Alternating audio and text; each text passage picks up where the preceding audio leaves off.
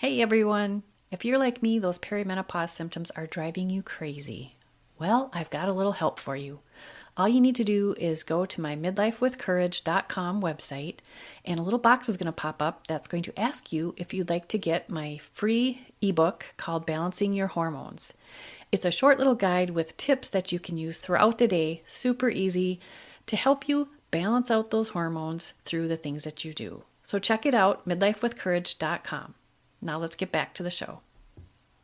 You are listening to Midlife with Courage. This is where women in midlife come for inspiration, motivation, and sometimes a little education to help them flourish after 40. Don't forget to hit that follow button so you don't miss an episode. Now let's get started.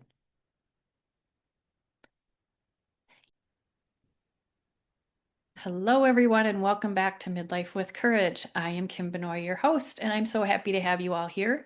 I'm also very happy to have my guest here with me today. Her name is Sue Willoughby. Welcome to the podcast, Sue.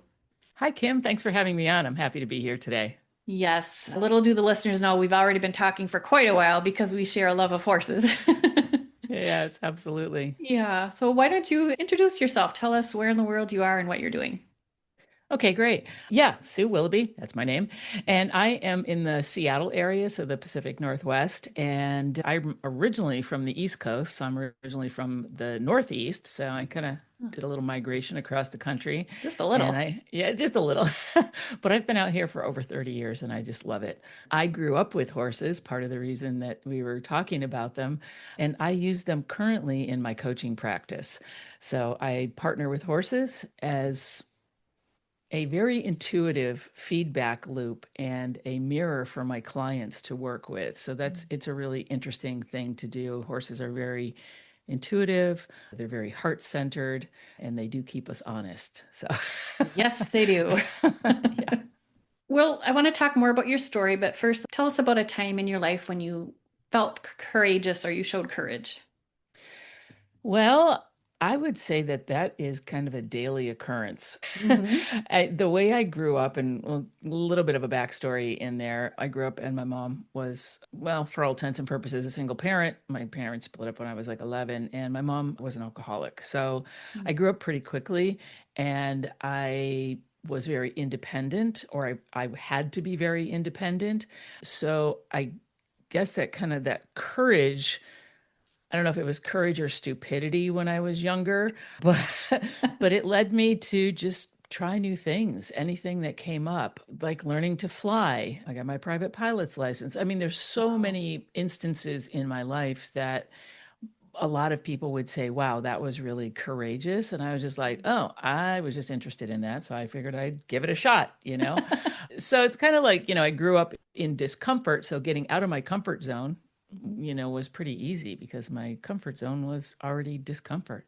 But courage is something that I think personally, there's the other side of courage is fear, right? And I Mhm. think that looking at those things together and separately is an interesting way to, and I work with my clients to, get out of their comfort zone and try new things. And it does take courage, but fear is sometimes so hard to overcome. So I've done a lot of things that's taken courage. Yes. It sure sounds like it. I love to have my guests talk about where they started, where they came Mhm. from, and kind of gives us an idea of why they're doing what they're doing now. Yeah. Where would you like to share any of that? You weren't always a coach and Right. helping other Right. women. So can we talk about that a little bit? Yeah, and it kind of goes back to my original roots, and part of those roots were having horses around. I remember when my mom and I moved to Connecticut, and I was probably about 13 or 14 or something, and I noticed that there was a riding stable across the street, and I had grown up with horses. When I was young, I Uh, would have my mom take me to the barn, in 3 feet of snow. I grew up in upstate New York, and it just felt good to me. It was like my happy place and my safe place because I never knew kind of what I was going to get at home. And the horses just, they accepted me and I felt comfortable. And it just, the sense of them and their energy. And I didn't realize why I felt so good at the time. Mm-hmm. It just did. It just felt natural. It just felt good. And then when we moved to Connecticut, I was across the street before the car even stopped and begging the, grizzly old guy that owned the barn to let me clean stalls just for the privilege of riding, Sure. which he did happily. He's like, sure, come on, kid. I don't care. Yeah. As someone who's cleaned stalls before, I know that that's a big deal. Absolutely. I love it. To this day, I still love cleaning stalls. I find Yeah. it very sort of meditative and just quiet and, Hmm. but so horses just continued to be a thread. I kind of got away from it for a while in my, teenage years because I was doing other crazy things. But then they always would seem to weave themselves back in. And I had an opportunity to, or well, I saw an ad in the paper. This is back in the 70s, right? It was a long time ago, where they needed camp counselors and horseback riding coaches or, instructors for this camp for individuals with special needs. So I wrote them a letter, Hmm. put it in the mail, sent it off, old school, remember letters, Yeah, mailboxes, all I that kind of stuff. kind of Yeah, remember that. yeah, stamps. And long story short, I ended up going to summer camp and being part of their therapeutic riding program, which I didn't even know what that was at the time. I just thought it was fun and interesting. And I went back multiple summers to do the same thing. And that was kind of my introduction into horses, being able to work with and as part of a partnership with people in general. Later on in life, I volunteered at a therapeutic riding center for real and actually knew what it was. And then I got into equine massage because my heart is really with the horses. It's not that it's not with the people. Hmm. And so now it has evolved where I can partner with horses and people and bring a healing container and atmosphere. So that's kind Yeah. of the path. And there was a lot of detours along the way, trust me. Because you did some other, I think you were into real estate investing and some other things I read in your Yeah, biography and yes. stuff. I get what you're saying about the horses and what like realizing like you didn't realize what they were doing for Yeah, you yeah. because I didn't have horses as a kid, but as I grew up and it took me a while to figure it out, but when I go to the barn and I was really stressed out, I'd feel better. Mm-hmm. And sometimes if I hadn't gone to the barn to be around the horses for a while, I'd get so like frustrated and stressed out and like I need to go to the barn. Like I finally Mm-hmm. figured it out. Yes, those horses are Yeah. helping me. Just Yeah. being around them because yeah, I was nervous about riding, but just being Yeah. around them and yeah, having that. You walk into the barn and you hear the knickers and hellos and Yeah. but yeah. Exactly. Yeah. Yeah. I And they're love that. communicating with each other all the time and they're Mhm. just really incredible beings. So here we are back at the horses again. Sorry. Yes, here we are. No, that's okay. That's okay. Let's talk about confidence a little bit because that's Hmm. kind of one of my new a little focus that I'm working on with women in midlife. How do women find their confidence at this age? Do you have any thoughts on that? Yeah, I think, a lot of it has to do with identity where, women reach a certain age and they find themselves in this identity that they've either maybe outgrown or want to outgrow, whether it be, a corporate level, position or something. And or having raised a family, which is a huge deal. And Hmm. now they're like, well, now what do I do? Right. The kids are gone. And now I've been, this CEO of the home. And now I just don't, they don't realize that they have a lot of skills that are transferable. And I think that it's interesting because I think men sort of excel as they get older in some ways where they just automatically have that confidence. And I think women, yes, there's a lot of powerful, confident women out there. But I think when women reach their middle age, they think, well, what is left for me? What do Hmm. I'm going to just kind of be quiet and fade into the backdrop. So I think getting over that and realizing, starting to regain your curiosity and regain your awareness of what really lights you up. And I work with people in that regard. We lose our curiosity. We get in our routines, we get stuck in our identities, we get all of this stuff. And then to like, take off the glasses that are one identity, put on, and look at things with fresh eyes and start being curious again. Hmm. I think that can help people build their confidence. Like, oh, there's a lot of things that I can do. There's a lot of things that I've put on the back burner that I can take off the back burner now because I have time or I have resources or I have whatever. Mm-hmm. So I think, for me, helping people build their confidence is just helping them build their curiosity and their awareness of Mm-hmm. what's going, because there's so many things that we see on a regular basis that we're like, we just take so many things for granted. It's Yeah. like if you start looking at things like a little kid would look at something, they'd be like, oh, that's fantastic. Oh, that's so exciting. Me, I have kind of ADHD and I think Squirrel. everything's exciting all the time. Yes, I totally have the squirrel syndrome. Yeah. But we tend to push those things down and not be curious about things and be like, okay, I've got to just do this next thing, put one foot in front of the other, take Mm-hmm. care of this person, do that. Mm-hmm. And we put ourselves on the back burner.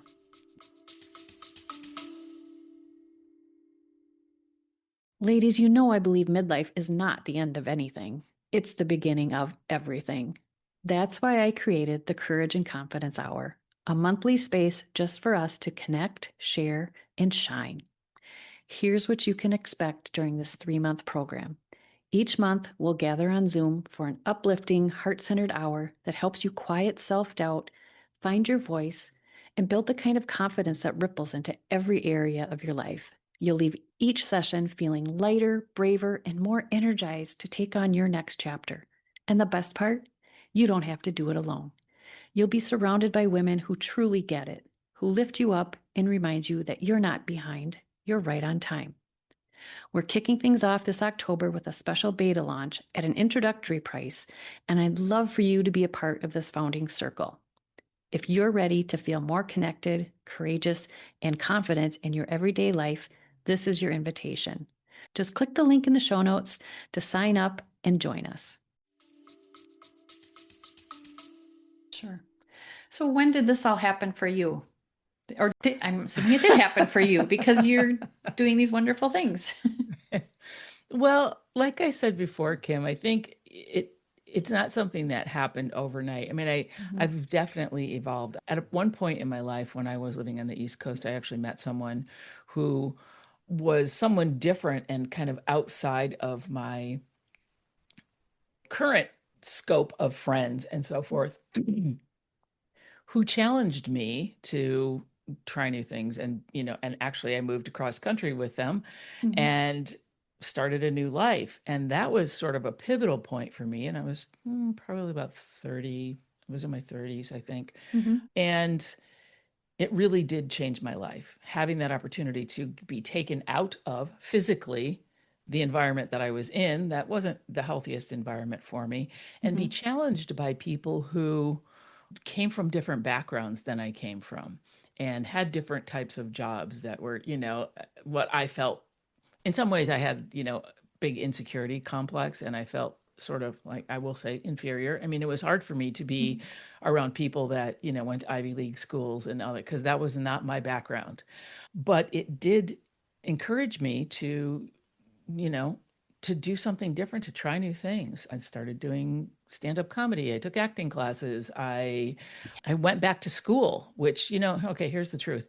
I quit high school twice because I didn't fit in. I didn't like it. I was bored. Remember the ADHD thing? I'm pretty sure Mhm. I've been undiagnosed all these years.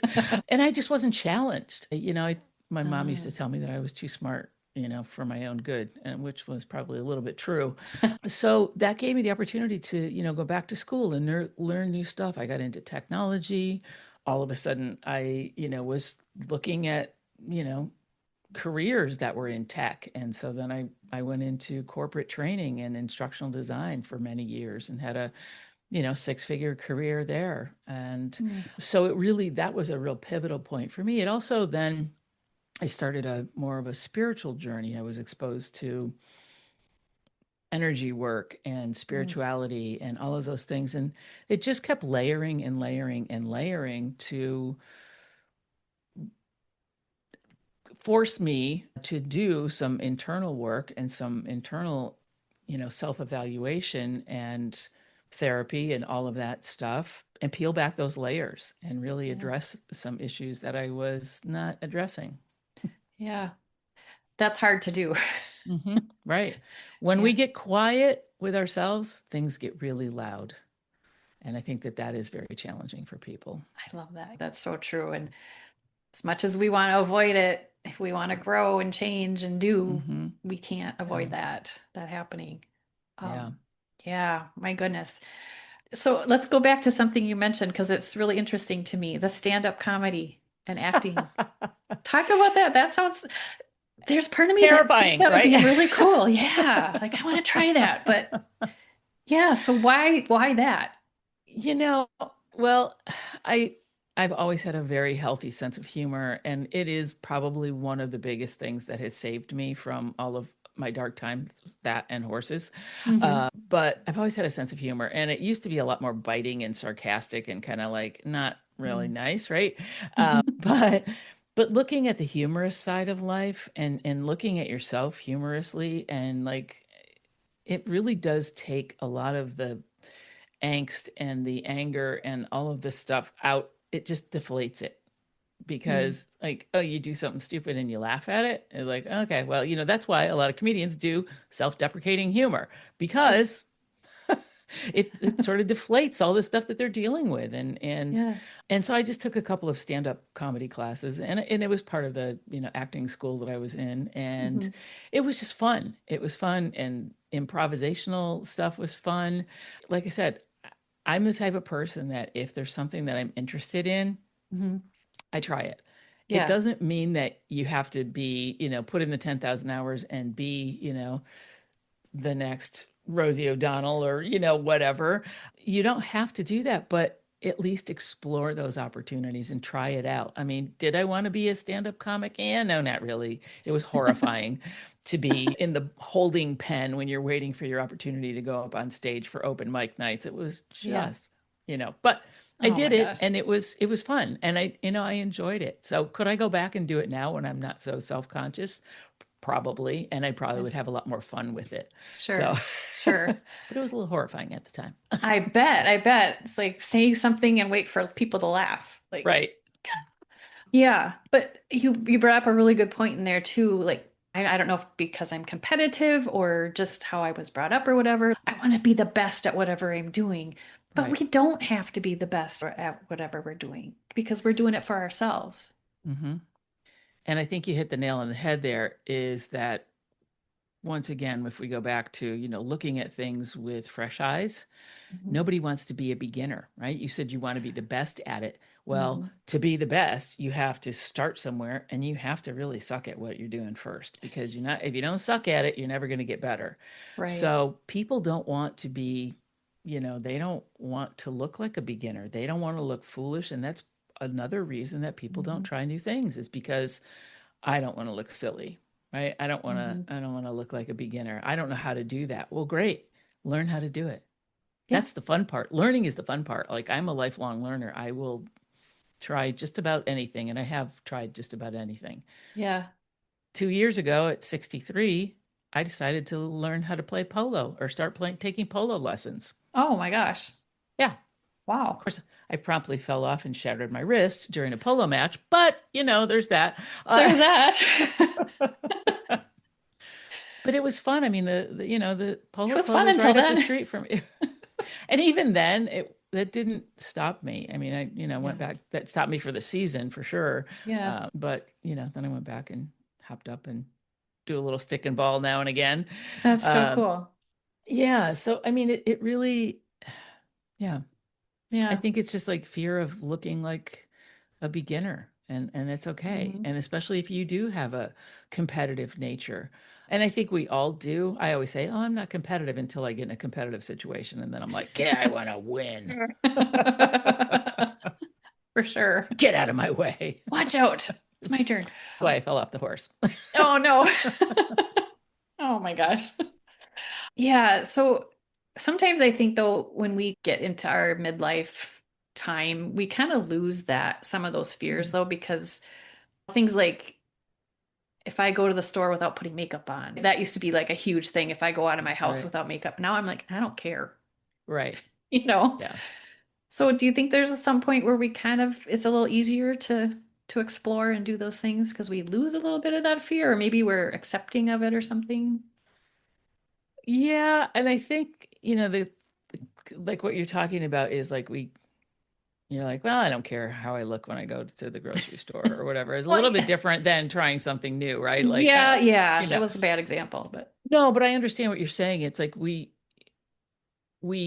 give less of a, you know what, about yeah, things in some ways. Like we are who we are. And I think that but it still takes a bit of understanding and self-confidence to not go put on a full face of makeup to go to the grocery store, sure. right? And then I do think though that yes, you're right. And I think that still we struggle trying to find that extra oomph to, like, we may not care how we, look when we leave the house. Mhm. However, how we look, how we show up to try something new or to actually take a step to go in a different direction is a little bit different, because then that's like, Mhm. okay, well, I'm out of the house in sweatpants. However, I'm not ready to jump out of an airplane yet. Right, So, yeah. Baby steps, baby steps. right, baby steps. And I think that, not caring as much about what people think is a healthy thing. And I'm not Hmm. saying that have to look like a schlub all the time, but just that does help you with when you try something new. Like, it's okay if I look silly. It's okay Hmm. if I want to take dancing lessons or, go to the boxing gym and don't know how to skip rope because I haven't done it since I was 5. That was a true story. So, yes, I think that getting more grounded in our middle age and being like, you know what, it doesn't matter Hmm. is a big is definitely a big plus. Yeah, for sure. And you said you're a pilot too. You Yes, do all these things. I have done a lot of things. And once again, it comes from just trying stuff and Yeah, just, yeah, I that's so someone cool. gave me one of those free flight lessons, and then I was like, Uh, okay, well, now I want to get my pilot's license. And they're like, well, uh, that's not exactly what I had in mind. I thought you just have a fun adventure. No, no, no. I'm going to get my pilot's license and then I'm going to buy a plane because that's how I roll. gosh. Did you? Do you have your own plane? I don't anymore, and I'm not a current pilot. I mean, I'll Oh, always okay. have my pilot's license, but I'm out of Okay. currency because Okay. if you don't fly all the time, it's a dangerous, and it's expensive to Sure. bore holes in the sky for no apparent reason. Yeah. So it's good, always good to have a Oh my gosh. purpose. Oh my gosh. So what's something you haven't done yet that you want to do? Oh, golly gee. Well, I don't really have a bucket list. I think, I would like to travel more, Hmm. and I would like to. I want to give back more, and I Hmm. want to do something. Then this sounds kind of grandiose, but I want to bring more positive energy to the greater good and the greater consciousness level to, Hmm. raise up the vibration of, I don't know if you want to say the universe, right? So, I mean, just to continue to contribute positive energy and positive actions to, not just help other women, but yes, help other women so that they can do the same thing, so that they Yeah. can be empowered and do the things that they love. So I think travel and just be a better person and bring that energy to the greater consciousness. Yeah. Sounds kind of woo woo, but Love it. I yeah. like woo woo. We're all Yeah, about the woo good. woo Yeah, here. love the woo woo. We love it. Yeah, we've talked about the horses and your horse coaching. Do you want to share about that a little bit more and maybe let the listeners know where they can find you and learn more about that? Yeah, absolutely. So just we've talked about therapeutic riding, but the coaching that I do is all on the ground. So there's no Yeah. riding experience, there's none of that. And basically, you're just being with the horse. Now, for those of you who don't know, I will say really quickly that horses, because I hear this a lot of times, I'm afraid of horses, or that Mm. somebody's had a quote unquote bad experience with a horse. Horses are prey animals. They're big prey animals, but they are still prey animals. And because of that, their nature is to be hyper aware of their surroundings. And they also connect with humans because they're also herd animals. And when we're with them, we are part of their herd. So they do connect with us on a very heart centered level. So it's all about the communication and how you show up in relationship and activities around that. The horses are at liberty, so they get to do whatever they want and just be a horse. And it teaches you a lot about how you're showing up and where you are and how you are being, and also finding your core and your center. So it is very, very grounding that way. I also coach online as well without the horses because I've developed a little bit of a horse sense over the years. And then I have retreats. I have a retreat coming up in Paso Robles, California. I don't know when this Oh, will air, but that's going to be in mid-October of okay. this year. And yeah, so you can find me at willoughbycoaching.com. I'm Okay. also on Instagram at Sue_Willoughby, and Facebook and the other things as well. But those are the Okay. two main places where I hang out. Oh, and I also Awesome. have a podcast, Midlife Strategies for Badass Women. There you go. Love it. Love it. Yes. That's awesome. We'll put the links to your website and your podcast in the show notes for people. That's great. Yeah. Is there I just want to keep talking to you. We can have a part two. We can have a little mini series. Yes, yes. But before we say goodbye to the listeners, is there any one last message you want to share with them? Be curious. Regain your curiosity and your sense of awareness. Even if you're going the same path to work or to the store or to whatever, maybe take a different path, or notice some things that you may have just taken for granted and never noticed before. Look at things with fresh eyes, and I think it'll give you a different perspective on life. Love it. Wonderful. Sue, thank you so much for Oh, talking with me thank today. you. Really Thank you. enjoyed It's this. been a pleasure. Yeah, so hug those horses and I will talk to you soon. Sounds great. Thanks, Kim. You've been listening to the Midlife with Courage podcast. If you liked what you heard, I would love it if you would leave me a review. Or even better, send a link of this episode to a friend. Until next time, take care of your beautiful self.